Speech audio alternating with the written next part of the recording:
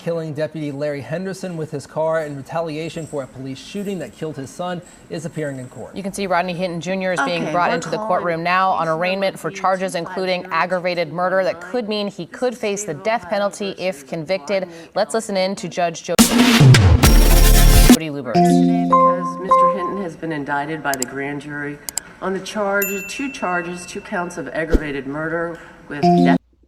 What's going on, y'all? It's Food, Fashion, Women in Sports. It's your boy P3, Prince Parapapapo, checking in again.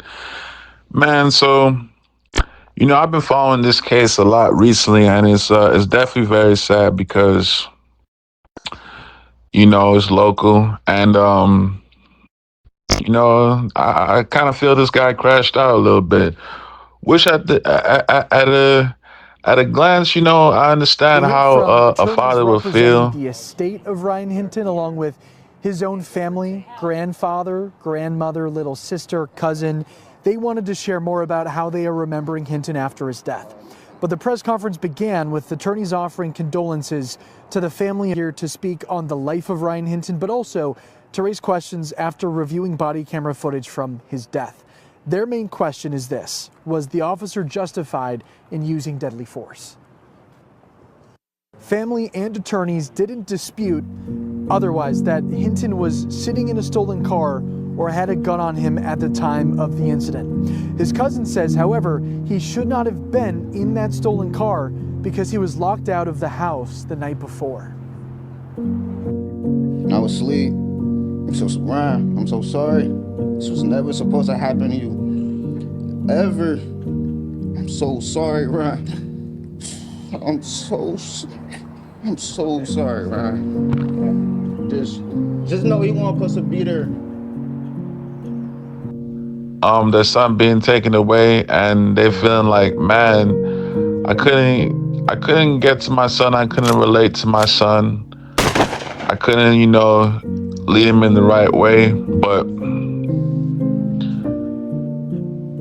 it might be going off on a whim to say, was that son freed from like a life of misery and pain anyways, because by his son already having a gun when the cops rolled up on him,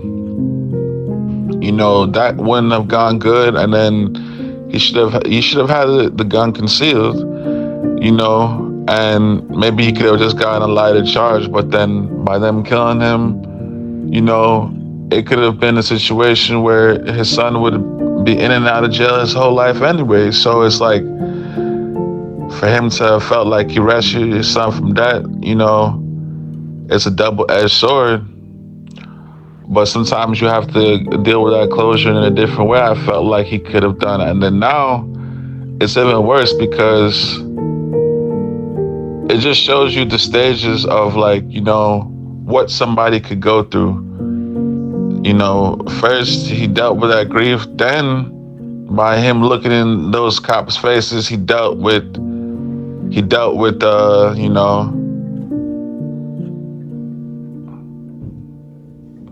what he felt like vengeance, basically.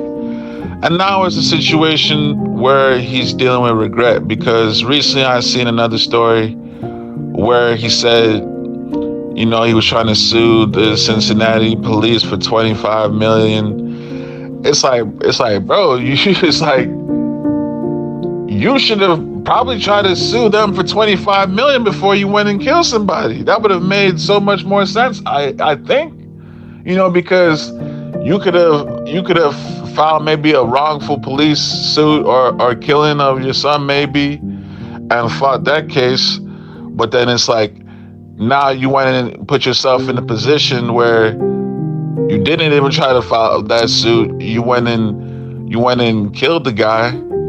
You went and killed a whole other cop that didn't have nothing to do with that. Now you talk about they're starving you, they don't want to feed you.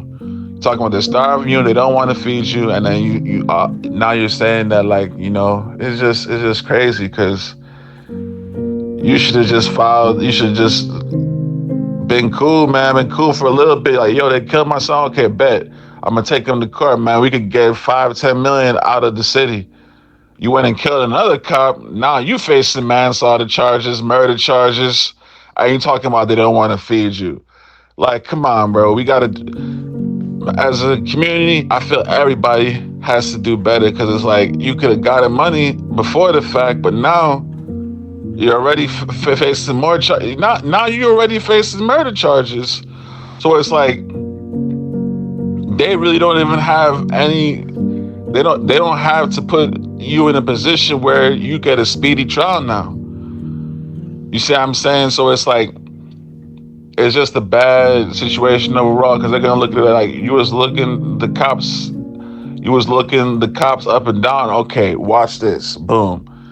So it's like now that he put himself in a bad position, and he's trying to sue them for $25 million. He's saying they're not feeding him, and now he's saying that he's dealing with mental issues. So it just goes to show you that people just gotta think out here, man. It wasn't really a good, smart decision. Like I said, it's just this really up the block, but it's crazy. So y'all let me know what y'all think in the comments, y'all. Sentence you to one of the following sentences: life imprisonment without possibility of parole, life imprisonment without parole for 30 years, life imprisonment without parole for 25 years, or life imprisonment without parole for 20 years. If you are found guilty of the principal offense and the specification, we will move to a second phase of the trial known as the sentencing phase. The sentencing phase is presided over by the same jury or the same 3-judge panel that heard the trial. At this phase, the state has the burden of proving the aggravating circumstances are sufficient to outweigh the factors in mitigation. The aggravating circumstance in this case is that the offense was committed and that the victim, Larry Henderson, was a law enforcement officer, and you had reasonable cause to know or knew he was a law enforcement officer, and either at the time he engaged in his duties or it was your specific purpose to kill a law enforcement officer. The prosecution has a burden of going forward with evidence that proves the aggravated circumstance. You have the burden of going forward with evidence of any factors in mitigation of the death penalty. Mitigating factors are those that lessen your moral culpability or diminish the appropriateness of the death penalty as a sentence. They can include your age, lack of prior criminal record, mental illness, etc. Just about anything can be a mitigating factor. Rodney Hinton Jr. is set to face a judge today, this time for a pretrial hearing after being accused of crashing his car. We're here today because Mr. Hinton has been indicted by the grand jury. He's charged with 2 counts of aggravated murder, 1 count of murder, and 2 counts of felonious assault. But questions remain about his mental competency. We requested and received this Claremont County Sheriff's body camera video showing Hinton with police after the crash that killed Henderson. It includes the time he was released from the hospital and when he was booked into the Claremont County Jail. I'm going to ask you some questions. You have a serious medical or mental health issue that needs immediate attention? When asked this question, you can see Hinton hesitant, and then he shrugs his shoulders. Is that a yes or a no?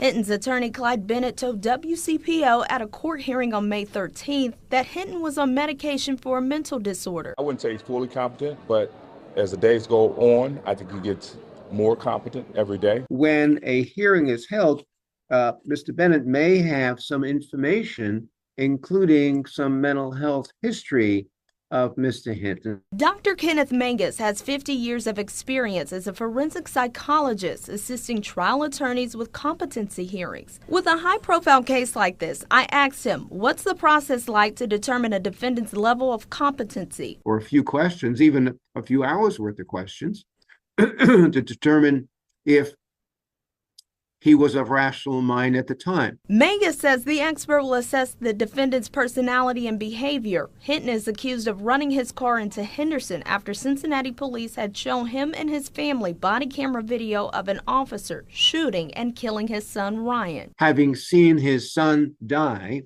via the television coverage that had taken place was